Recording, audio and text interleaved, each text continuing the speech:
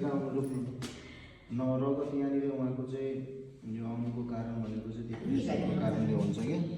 अनि धेरै जसो यो चिसोमा हुन्छ नि, चिसोमा त झन् अब चिसोमा चाहिँ उहाँले प्रेसर पनि जाँच्नु भएको छैन है। अनि चिसोमा चाहिँ के हुन्छ, रगतको नली एकदम धेरै खुम्चिन्छ क्या, बुझ्नुभयो। अनि जति रगत खुम्चियो त्यति झन् प्रेसर हाई हुन्छ।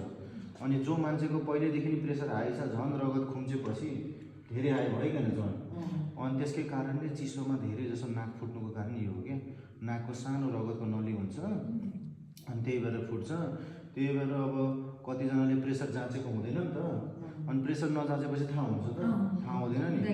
अनि फेरि प्रेसरले अनि के भन्छ, प्रेसर कतिजनाको हाई हुन्छ तर टाउको दुख्दैन क्या, त्यो जरुरी छैन टाउकै दुख्नुपर्छ। प्रेसर थाहा पाउनलाई जाँच्नै पर्छ हामीले, टाउको तल गर्नु त है।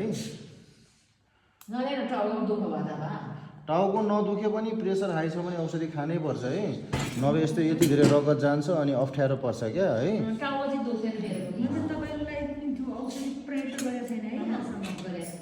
अनि औषधि प्रयोग गरेको छैन, प्रेसर जाँचेपछि पो थाहा हुन्छ नि, नजाँचिकन थाहा हुन्छ त भन्नु त है।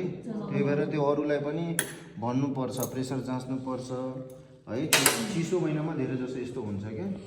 ल अरूलाई पनि भन्नु है।